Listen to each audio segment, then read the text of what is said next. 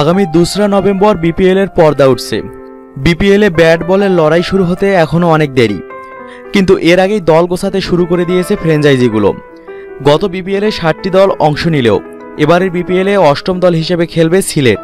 অর্থমন্ত্রী আবুল মাল আব্দুল মুহিতের পৃষ্ঠপোষকতায় দলটির নামকরণ করা হয়েছে সিলেট সুরমা সিক্সার্স নামে। অন্য ফ্র্যাঞ্চাইজিগুলোর মতো সিলেটও শক্তিশালী দল গঠন করতে উঠে পড়ে লেগেছে।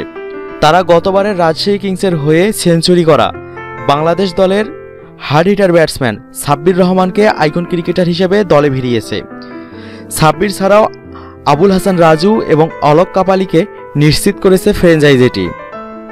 আরও শোনা যাচ্ছে মেহেদী মারুফের নাম, কেননা ঢাকার হয়ে গতবার বিপিএল কাঁপানো মেহেদী মারুফকে দলে রেখে দেওয়ার সম্ভাবনা খুবই কম, কারণ ঢাকা ইতিমধ্যে সাকিব, সৈকত ও মোহাম্মদ শহীদ সহ 3 জনকে রিটাইন করার সিদ্ধান্ত নিয়েছে।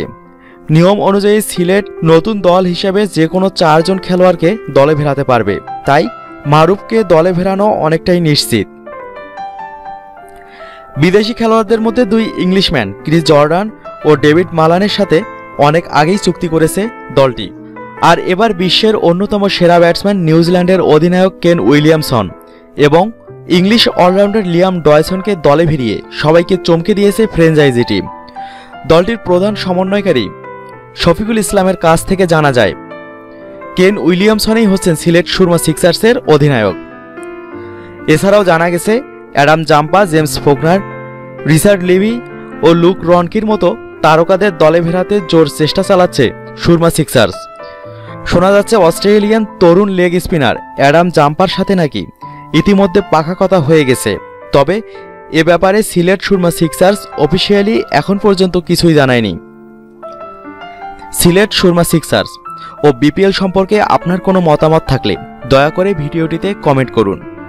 ভিডিওটি ভালো লাগলে লাইক দিন এবং আপনার বন্ধুদের সাথে শেয়ার করুন। বিপিএল এর আপডেট সব খবর পেতে মিক্সার ওয়ার্ল্ডকে সাবস্ক্রাইব করুন।